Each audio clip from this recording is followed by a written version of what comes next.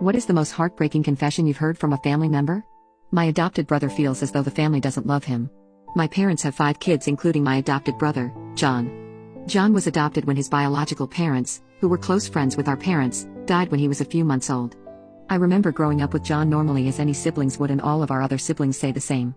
We played, we fought, we made up, and we broke our parents' crap. However, the past 5 years have been somewhat strange. At first we thought it was just John being John, but now after I've spoken with him, we discovered it was more than we thought. First off, John left the day he turned 18, which was a surprise because he had good grades and everyone assumed he'd go to college like the rest of us. He graduated from high school 1 semester early and left the house on his 18th birthday. He had earned money doing chore work for our dad and uncles, had bought his own car and apparently saved enough to get an apartment.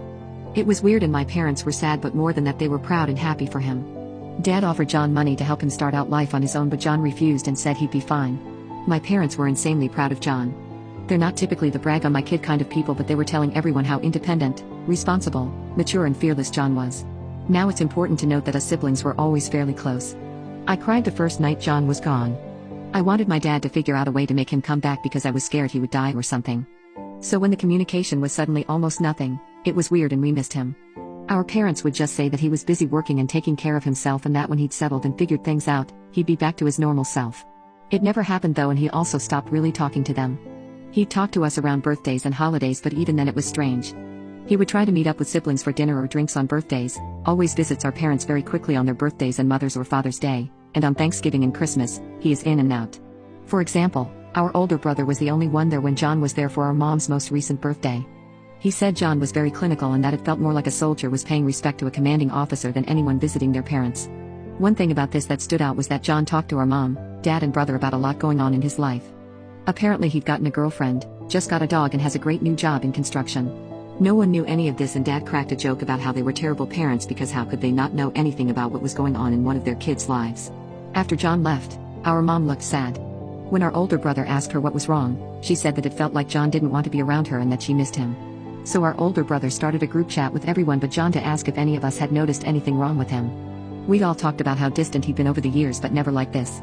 At the end of it, we all arranged to meet up with John and try to talk to him to make sure everything was okay. It took some effort to get him to open up, but he finally did. What he said really rocked our family. He said, "I'm not their real son." We all immediately tried to reassure him that mom and dad love him and we do too. But then he had all these stories about how mom and dad treated him differently. Things like how our older brother would hug or kiss mom on the cheek, but she'd push John off if he tried the same. Dad would happily talk sports with anyone, but would be short with John. Our grandparents were never excited to see him, and aunts and uncles were not interested in him or his hobbies or what was going on at school. There was also one incident where Dad asked each boy to go on a hunting trip. He never asked John until they were leaving, and when he did finally ask, you could tell Dad was annoyed.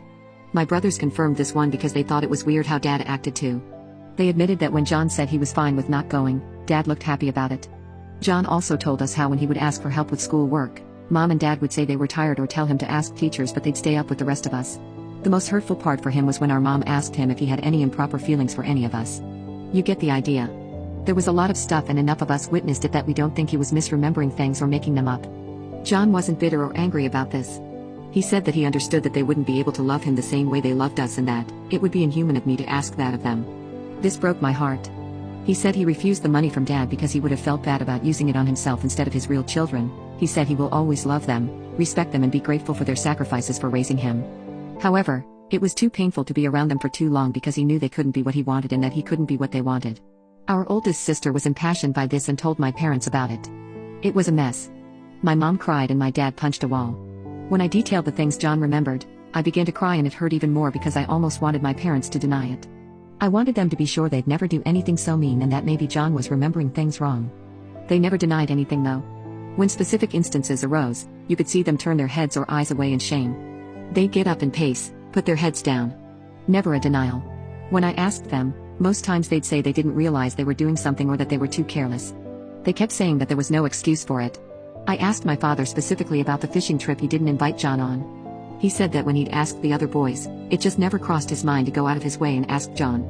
I asked them both why they didn't help him with homework or make sure their 18-year-old leaving had a solid plan and would be safe. I never got a response on that. I asked my mom about why she pushed John off when he tried to be affectionate towards her, and her response is the one that really leaves me at a loss. She was very honest and said that in her mind she couldn't ignore the fact that he was a mature male who was not biologically related. She said it felt no different having my other brothers hug and kiss her as babies as it would today, but that around the time John went through puberty, she couldn't see him as one of her babies anymore. She said her instinct then became to protect her daughters just in case. She said it was hard and she wasn't happy about it, but she'd rather have protected us and gone too far to John's detriment than been too lax to our detriment. She said when John left she felt relieved. They claim they're both ashamed and hurt and insist that they love him just as much as they do the rest of us. I doubt it now though. After talking with them I spoke with my older sister who was still very angry. Same with our other siblings. The rest of my siblings and I love him and want him back in our lives like before. We don't want to lose him. I reached out to John and it was a bittersweet conversation to have. We were both happy to be talking to each other. We still have our inside jokes and things like that and we can hang out like nothing ever happened. But when we spoke about re-establishing our old relationship, he said it would be difficult. Now that John knows our parents know, he's upset and is apprehensive about coming around, which is understandable. He said he would love to be my brother, but that he feels gross around us girls because of mom and that he feels like less than around our brothers. He said that loneliness sucks but that it's better than feeling like people would rather not have you around. He said he felt like a family friend that everyone liked but who stuck around too long. We both ended up crying. It was very ugly. We at least decided that we'd try as siblings.